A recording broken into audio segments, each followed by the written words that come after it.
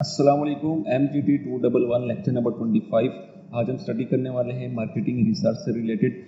एक बात याद रखें कि जब भी आप फाइनल टर्म के लिए प्रिपरेशंस करते हैं तो हैंडआउट्स को लाजमी फॉलो किया करें। टॉपिक्स को जो पैराग्राफ के टॉपिक्स होते हैं उनको लाजमी रीड किया करें, क्योंकि मैनेजमेंट के जितने भी सब्जेक्ट्स हैं उनका पेपर जो है ना वो कंसेप्चुअल ज़्यादातर आता है। तो आज का हमारा टॉपिक है मार्केटिंग रिसर्च से रिलेटेड। आज हम स्टडी करने वाले हैं लेक्चर नंबर 25। सबसे पहले टॉपिक है मार्केटिंग रिसर्च। मार्केटिंग रिसर्च क्या चीज़ है, यानी मार्केटिंग रिसर्च क्या है। तो मार्केटिंग रिसर्च का मतलब है कि एक सिस्टमेटिक प्रोसेस जिसमें क्या होता है, डेटा इकट्ठा किया जाता है, गैदर किया जाता है, उसके बाद जो है ना रिकॉर्ड किया जाता है उसके बाद एनालाइज भी किया जाता है, यानी उसका जायज़ा लिया जाता है डेटे का, तमाम के तमाम डेटे का। ठीक है, अब किस चीज़ का? कस्टमर्स का, जो ख़रीदते हैं, जो परचेज़र होते हैं। कंपेटिटर्स, जो आपसे यानी आप जैसे प्रोडक्ट्स बेचते हैं उसी तरह जो आपके मुकाबले में दूसरे शॉप्स होते हैं उनका। मार्केट ट्रेंड्स, यानी मार्केट में क्या चल रहा है, क्या चीज़ हो रही है, फ़रोख्त हो रहा है, तो ये सारा कुछ जो है ना इसकी मार्केटिंग रिसर्च के अंदर आता है। मिसाल के तौर पर अगर एक नई कोल्ड ड्रिंक्स लॉन्च करना चाहते हैं हम, ठीक है, यानी आप लोग एक नई कोल्ड ड्रिंक्स लॉन्च करना चाहते हैं, तो पहले ये रिसर्च करनी ज़रूरी है कि लोगों को कोल्ड ड्रिंक पसंद भी है या नहीं, जो आप लॉन्च करना चाह रहे हैं। ठीक है, यानी कौन सी कंपनी ऑलरेडी काम कर रही है मार्केट के अंदर, कौन सी कंपनी के जो है ना कोल्ड ड्रिंक्स चल रहे हैं, कौन से एज ग्रुप यानी तुम्हारे प्रोडक्ट्स में इंटरेस्टेड होगी। तो ये सारी की सारी चीज़ें जो है ना ये मार्केटिंग रिसर्च के अंदर आती हैं। उसके बाद हमारे पास आता है नेक्स्ट टॉपिक के purpose of the marketing research, यानी क्या पर्पस है मार्केटिंग रिसर्च का। मार्केटिंग रिसर्च का मेन गोल क्या होता है? तो बेहतर बिजनेस डिसीजन लेना, उसका एक गोल ये होता है, यानी इससे कंपनी को हेल्प मिलती है किस चीज़ में? नए प्रोडक्ट डेवलप करने में, उसके बाद मार्केटिंग प्लान्स बनाने में और रिस्क को कम करने में। तो ये क्या करता है? ये पर्पस है मार्केटिंग रिसर्च का। मिसाल के तौर पर अगर तुम एक नई एप्लीकेशन लॉन्च कर रहे हो और मार्केट रिसर्च ये बताएगी कि टारगेट ऑडियंस एंड्रॉयड है या फिर आईफोन के यूज़र्स हैं, तो तुम अपनी एप्लीकेशन पहले आईफोन के लिए, यानी जिसकी यूज़र ज़्यादा होंगे तो वो आप उसके लिए एप्लीकेशन जो है ना वो पहले आप मार्केट के अंदर लाएंगे उसी वर्जन की, यानी एंड्रॉयड की तो एंड्रॉयड की, अगर एप्पल की तो एप्पल की। उसके बाद क्या है, यहाँ पर एक एग्जांपल दी हुई है, चेवलेट की एग्जांपल है कि चेवलेट कंपनी ने एक नई कार बनाई थी और उन्होंने जो है ना कंफर्ट, स्टाइल, परफॉर्मेंस और क्वालिटी पे फोकस किया था, जो पहले नहीं था, यानी पहले किसी ने नहीं किया था। तो इस कंपनी ने इन चीज़ों के ऊपर जो है ना वो फोकस किया है, किसके ऊपर? परफॉर्मेंस, स्टाइल, कंफर्ट के ऊपर। ठीक है, और इसके साथ साथ इसकी क्वालिटी पे भी फोकस किया इन्होंने। तो मार्केट रिसर्च से पता चलता है कि लोग इस आइडिया को सपोर्ट करते हैं, यानी जाहिर सी बात है, अगर एक कार के अंदर आपके पास कंफर्टेबल जो है ना वो आप महसूस करते हैं, कार की स्टाइल, शेप वगैरह सब कुछ अच्छा है, परफॉर्मेंस कार की अच्छी है, क्वालिटी भी उसकी अच्छी है, तो जाहिर सी बात है लोग जो है उस चीज़ को पसंद करेंगे। तो मार्केट रिसर्च से पता चलता है कि लोग इस आइडिया को भी सपोर्ट करते हैं। कार मार्केट में सक्सेस हुई यानी कामयाब हुई, तो ये सिर्फ रिसर्च की वजह से पॉसिबल हुई। उस रिसर्च में तमाम की तमाम चीज़ें शामिल हैं जो ऊपर मैंने आपको मेंशन की हैं। उसके बाद marketing research for business planning. Marketing research business planning के लिए क्या है? तो मार्केटिंग रिसर्च का मतलब है, ये समझा जाता है क्या, कि लोग क्या चाहते हैं, यानी आप उनकी ज़रूरतें क्या हैं और वो किस चीज़ पर यकीन रखते हैं। मीन्स के साथ ही ये भी देखना होता है कि वो लोग कैसे बिहेव जो है ना वो करते हैं उस चीज़ के ऊपर। ठीक है, तो marketing research for business planning के लिए तमाम की तमाम चीज़ें बहुत ज़रूरी है। ये रिसर्च जो है ना किस काम आती है? तो ये रिसर्च जो है ना, जब तुम रिसर्च कंप्लीट कर लेते हो तो उसको यूज़ करके डिसाइड करते हो कि आपने अपने प्रोडक्ट को कैसे यानी मार्केट करना है, मार्केट के अंदर कैसे उसको लाना है, मतलब कि किस तरह बेचना है, अपने प्रोडक्ट को प्रमोट कैसे करना है। तो ये सारी की सारी चीज़ें जो है ना ये बिजनेस प्लानिंग मार्केटिंग रिसर्च के अंदर आती हैं।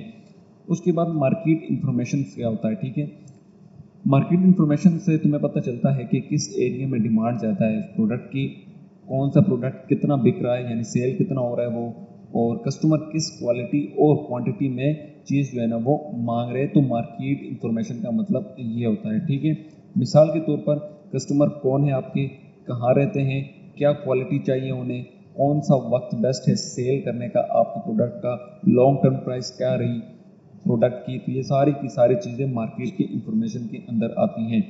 यहाँ पर कुछ एग्जांपल्स दी हुई है मार्केटिंग के इंफॉर्मेशन की, एक दफ़ा रीड कर लीजिएगा। मार्केट सेगमेंटेशन क्या है?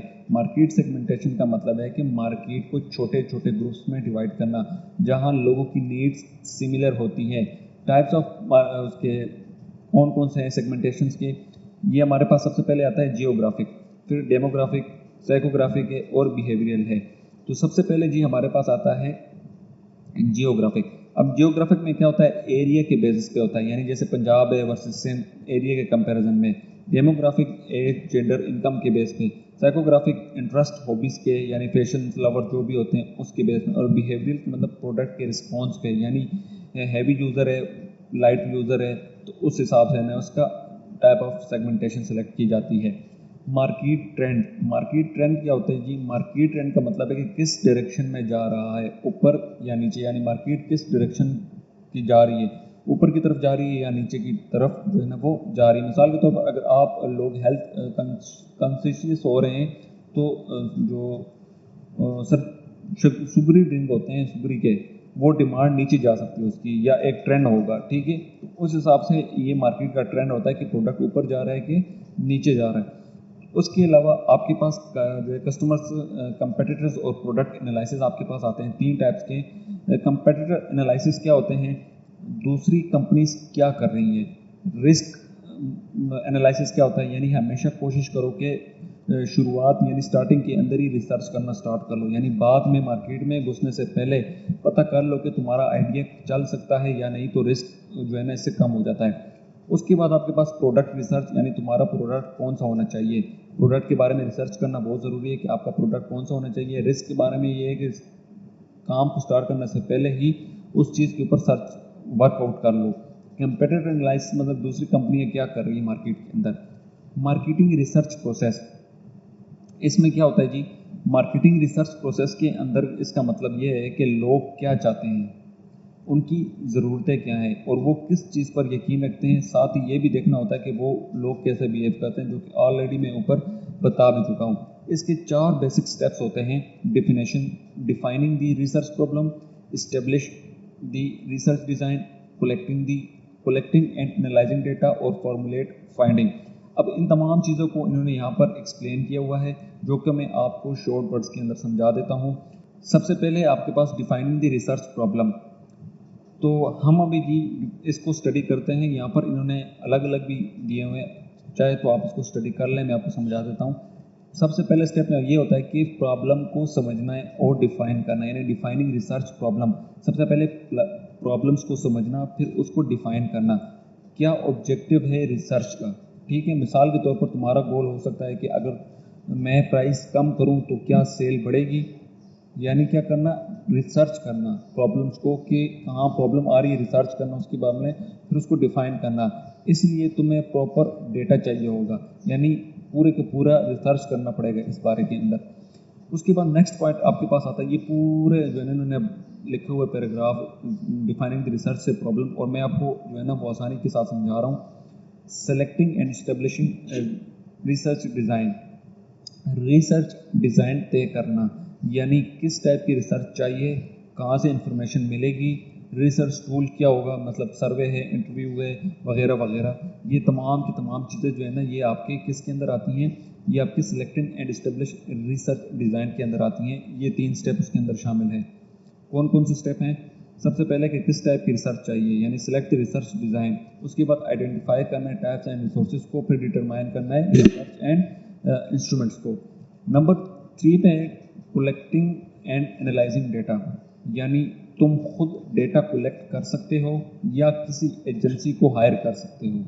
डेटा कलेक्शन के लिए दो चीज़ें होती हैं, या तो तुम खुद डेटा कलेक्ट करो या फिर किसी एजेंसी को हायर करो कि वो आपके डेटा को कलेक्ट करे।